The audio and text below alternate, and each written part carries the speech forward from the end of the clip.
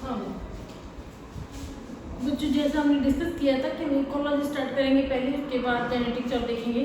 ठीक है, तो इकोलॉजी स्टार्ट करते हैं। इकोलॉजी क्या होती है? इकोलॉजी बेसिकली इंटरेक्शन देखते हैं हम। किसका इंटरेक्शन देखते हैं? कोई भी ऑर्गेनिज्म, जैसे तुम, इसका बायोटिक और एबायोटिक, बायोटिक और एबायोटिक फैक्टर्स के साथ। ठीक है, कैसा इंटरेक्शन है? मतलब अगर कोई स्पीसीज है, जैसे ये कोई स्पैरो है, तो ये स्पैरो, इसका एबायोटिक फैक्टर तो बहुत सारे हैं, जैसे कि वाटर डेफिशिएंसी होगी तो ये मर जाएंगे। ठीक है, टेम्परेचर, क्योंकि ये तो इनका भी अपनी जबान ब्लडेड होती है, तो टेम्परेचर अगर ज़्यादा हो गया, बॉडी का में गर्मी लगती है, वैसे बहुत गर्मी में मर जाएगी, सर्वाइव नहीं कर पाएगी। ठीक है, तो टेम्परेचर एक लिमिट तक होता है। उसके बाद तुम्हारे और गैस ऑयल है, तो ये कुछ अपने को ये बायोटिक फैक्टर्स है। ठीक है, बायोटिक फैक्टर्स में होते हैं, जैसे इसके सेम स्पीसीज जो है स्पैरो की, ये इन स्पीसीज के साथ, इसकी स्पीसीज है और इसके साथ कंपटीशन करती है और शेयर करती है रिसोर्सेज। ये हो गया इसका बायोटिक के साथ इंटरेक्शन, कि जो भी रिसोर्सेज है उनके साथ ये कॉम्पीट करती है, शेयर करती है। ठीक है, तो हम आगे धीरे धीरे पढ़ेंगे कि हमें इंटरेक्शन कैसे देखने हैं। तो अब तुम्हारे ये बायोटिक इंटरेक्शन तो तुम्हें दिखा नहीं रहे। ठीक है, तुम्हारा फर्स्ट जो टॉपिक है पॉपुलेशन स्टार्ट होता है। पॉपुलेशन क्या होती है? तो पॉपुलेशन क्या होती है, जैसे ये सेम एरिया है, तो यहाँ पे कुछ ए करके एनिमल्स हैं, प्लांट है कुछ भी, और यहाँ कुछ बी करके। ठीक है, सेम एरिया है, सेम रिसोर्सेज है, तो हम ए की पॉपुलेशन अलग देखेंगे और बी की पॉपुलेशन अलग देखेंगे। बात समझ में आ रही है? क्योंकि ए और बी अलग अलग स्पीसीज है, और स्पीसीज की डेफिनेशन तुम्हें पता है, स्पीसीज क्या होती है? जो इंटरब्रीड कर सके। तो एक पॉपुलेशन के अंदर हम क्या देखते हैं? एक पॉपुलेशन एनिमल्स का वो ग्रुप होता है जो सेम एरिया शेयर करे, सेम रिसोर्सेज शेयर करे, या कॉम्पिटिशन करे या जो भी है, और इंटरब्रीड कर सके, वो एक पॉपुलेशन होती है। जैसे अगर हम ह्यूमन का भी जनगणना जब होगी तो सेंसस देखेंगे, तो उसमें सिर्फ ह्यूमन की पॉपुलेशन देखी जाएगी, हमारे साथ कुत्तों बिल्ली भेड़ों सबको नहीं लिया जाएगा, है ना। तो ये बात है, अगर हम पॉपुलेशन देखेंगे इसीलिए हम तो ए की अलग होगी, बी की अलग होगी। इसका मतलब नहीं है कि हम ये कहते हैं कि रोटी के लिए तो कुत्ते के लिए दोनों जगह रहे, तो फिर दोनों एक ही पॉपुलेशन रहते हैं। तो यहाँ पे एक इंटरब्रीड वर्ड का यूज कर देते हैं। इंटरब्रीड मतलब सेम स्पीसीज के। अच्छा, अगर कोई इंटरब्रीड नहीं कर रहे हो, जैसे सपोज ये बैक्टीरिया है, ये सब बैक्टीरिया ही थे। ठीक है, बैक्टीरिया तो ये सेक्सुअल रिप्रोडक्शन भी करते हैं। तो अगर कोई ऐसा केस है जिसमें ये सेक्सुअल रिप्रोडक्शन होता है, तो उसको हम ये नहीं कहेंगे अरे ये तो इंटरब्रीड नहीं कर रहे। ठीक है, तो ये सेक्सुअल रिप्रोडक्शन होता है, तो भी उसको हम सेम स्पीसीज में काउंट करते हैं। तो ये होगी पॉपुलेशन की definition, same area same resources of interbreed कर रहे हो, वो पॉपुलेशन होती है।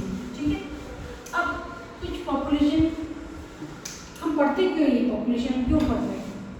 पॉपुलेशन इसलिए पढ़ रहे हैं कि यहाँ पर हमें नेचुरल सिलेक्शन का पता चलता है। कैसे पता चल रहा है? कि अगर ये पेट्री डिश है, लैब में जो पेट्री डिश है वो, अगर यहाँ पे 2 टाइप के बैक्टीरिया लेके मैं बैठी हूँ, ठीक है, उनको सेम टाइप के न्यूट्रिशन दे रही हूँ, तो इसमें से कौन सी बैक्टीरिया ज़्यादा बन रही है? अभी मैंने बनाया इसमें ए ज़्यादा बना है, यानी ए जो है वो ज़्यादा बन गया है। तो ए की पॉपुलेशन ज़्यादा है, बी की कम है ना। इसका मतलब क्या है? रिसोर्सेज तो सेम थे, पर बी को नेचर सेलेक्ट करी, यानी बी जो है वो सर्वाइव ज़्यादा कर पा रहा है। समझ में आ रही बात नेचुरल सिलेक्शन की पॉपुलेशन की हम स्टडी क्यों करते हैं? क्योंकि हमें इससे पता चलता है कि नेचुरल सिलेक्शन किसका हो रहा है, नेचर किस तरह के एनिमल्स है, किस तरह के प्लांट है, किस तरह के बैक्टीरिया है, किस तरह के ऑर्गेनिज्म को सेलेक्ट करती है। तो अगर हम पॉपुलेशन के बारे में स्टडी करें तो हमें इस बारे में पता चलता है। अभी हमें ह्यूमन की पॉपुलेशन बहुत बढ़ रही है, ठीक है, तो यहाँ हम नेचुरल सिलेक्शन के बारे में अनुमान लगा सकते हैं कि अभी क्या पॉपुलेशन बढ़ रही है। नेचुरल सिलेक्शन के क्या पता चलता है अनुमान लगाने के बाद कि इवोल्यूशन किसका होगा। यानी कि इवोल्यूशन होता है, तुम नहीं देख पाओगे कोई इवोल्यूशन कि थोड़ा और इवॉल्व हो जाना, जैसे कि फिश से एम्फीबिया बन गए तो वो इवॉल्व हुए, इसके रेप्टाइल से बर्ड्स बन गए, मैमल बन गए, तो इवोल्यूशन है। तो इवोल्यूशन का आइडिया जो होता है वो पॉपुलेशन से मिल जाता है, किस तरह से और इवॉल्व होना पड़ेगा। सपोज यहाँ पर ए वाले तो थे, अभी बी तो मरी गई, अब यहाँ पर रिसोर्सेज जो है वो कम हो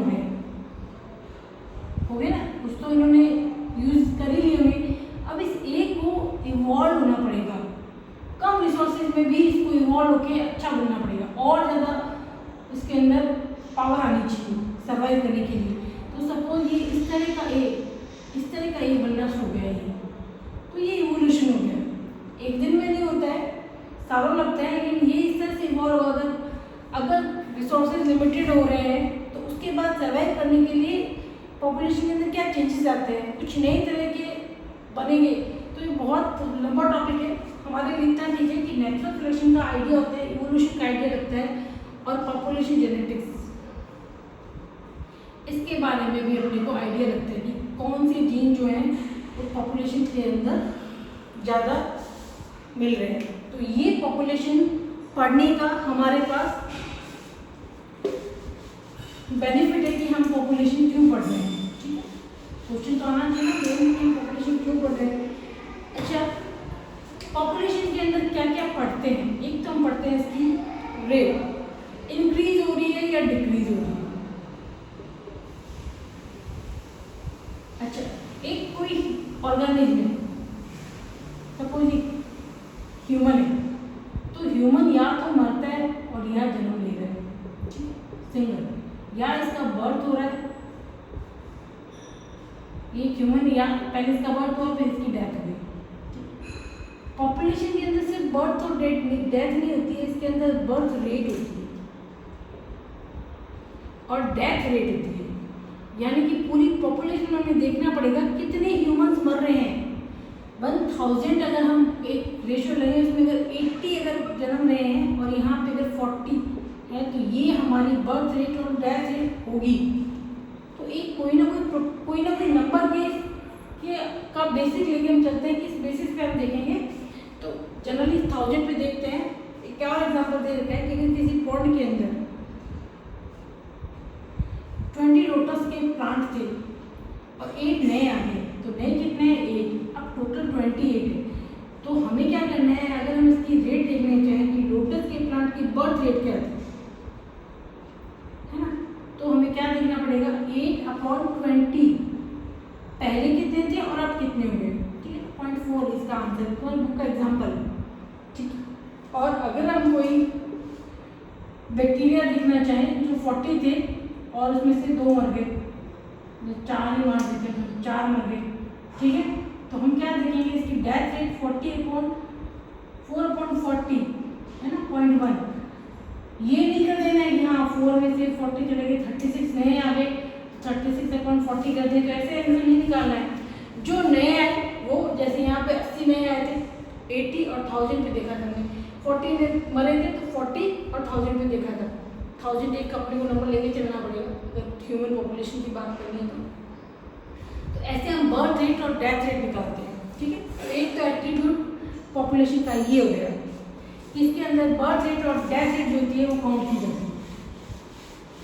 ठीक है, दूसरा जो एट्रीब्यूट है वो होता है सेक्स रेशियो।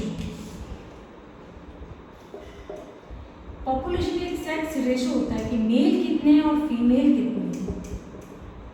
ठीक है, हमारे पास तो यहाँ मेल है यहाँ फीमेल है, एक चीज होती है ना। यहाँ पर पॉपुलेशन में सेक्स रेशियो दिखाया जाता है, जैसे अपने राजस्थान में 928 1000 पर था, यानी 1000 मेल थे और उसके पास फीमेल कितनी, ये 2001 का सेंसस है,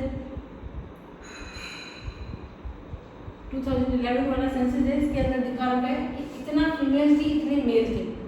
तो यहाँ पे एक सेक्स रेशियो देखा जाता है पॉपुलेशन अगर हम पढ़ते हैं। ठीक है, तीसरा हम देखते हैं पॉपुलेशन ग्रो करेगी या नहीं, तो इसके लिए हम एज ग्रुप देखते हैं।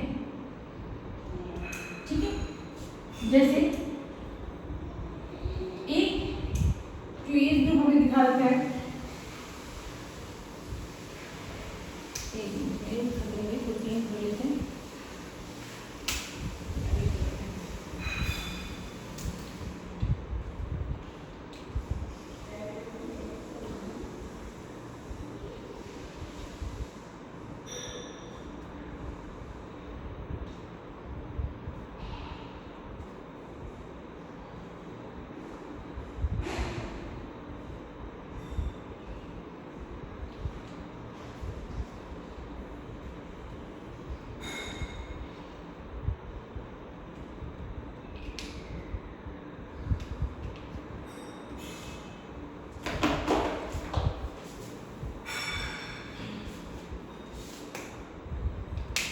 चलते हैं चलता।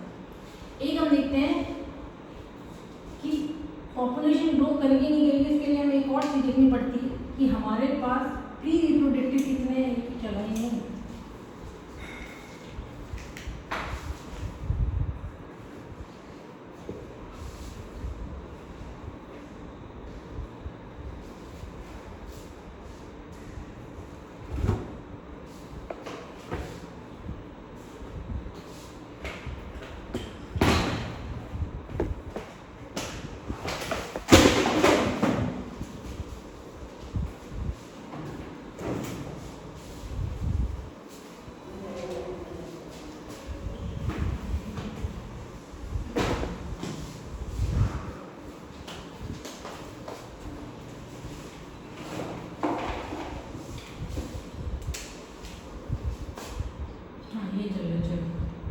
एक हम देखते हैं इनकी कुछ पिरामिड्स बनाई हैं, ठीक है, उससे हमें आइडिया लग जाएगा कि हमारी जो पॉपुलेशन है वो ग्रो करेगी या नहीं करेगी।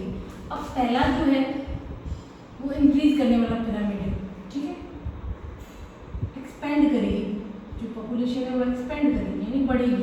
कब बढ़ेगी?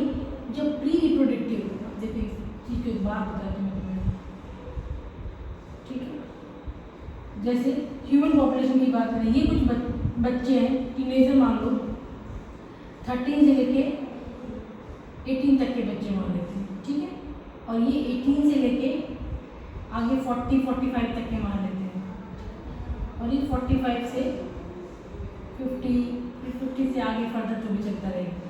ये जो बच्चे हैं प्री रिप्रोडक्टिव है, अभी रिप्रोडक्शन नहीं करे, लेकिन आगे जाके ये रिप्रोडक्शन फेज में आ जाएंगे, ये रिप्रोडक्टिव है, ठीक है, और ये पोस्ट रिप्रोडक्टिव है। अब ये इनके बच्चे पैदा नहीं होंगे। बात समझ में आ रही है मैं क्या कह रही हूँ?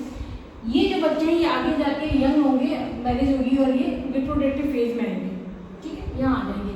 रिप्रोडक्टिव वाले कहाँ चले जाएंगे? पोस्ट रिप्रोडक्टिव में। पोस्ट वाले उससे ऊपर और उससे ऊपर उससे ऊपर। तो यहाँ अगर ये ज़्यादा है तो ये एक्सपेंड करेंगे, देखो ये वाला, ये इतने सारे बच्चे जो है यहाँ पहुँच जाएंगे, है ना, इतने सारे बच्चों की मैरिज हो जाएगी, इतने सारे बच्चे रिप्रोडक्शन करेंगे, तो ये एक्सपेंड होती जा रही है, बढ़ती जा रही है, तो ये पेंडिंग होगी। दूसरी क्या हो सकती है? स्टेबल। स्टेबल में क्या होगा? अगर ये 13 to 18 वाला ग्रुप और ये ग्रुप 18 to 25 वाला ऑलमोस्ट सिमिलर हो, थोड़ा बहुत ये कम ज़्यादा हो तो कोई फर्क नहीं पड़ता, बाकी ऑलमोस्ट सिमिलर, पोस्ट वाले कम बना देते हैं, तो ये पॉपुलेशन ना बढ़ेगी ना घटेगी, ठीक है, जितने ऊपर बुढ़े हुए उतने ये जवान हुए, ठीक है, तो कम ही नंबर है, मान लो ये 400 थे यहाँ पे ये 300 थे, तो 400 ऊपर आ जाएंगे, यहाँ पे दोनों 300 है, तो यहाँ पे कोई मेजर इफेक्ट नहीं आएगा, तो ये स्टेबल हो गई। तीसरी होगी डिक्रीजिंग का, जब प्री रिप्रोडक्टिव वाले कम हो जाएंगे, मान लो ये 200 हो गई, ये जो एज ग्रुप है ये 13 to 18 वाला ये कम हो गया, और रिप्रोडक्टिव वाले थोड़े ज़्यादा थे, 300 थे। अब ये जो पॉपुलेशन है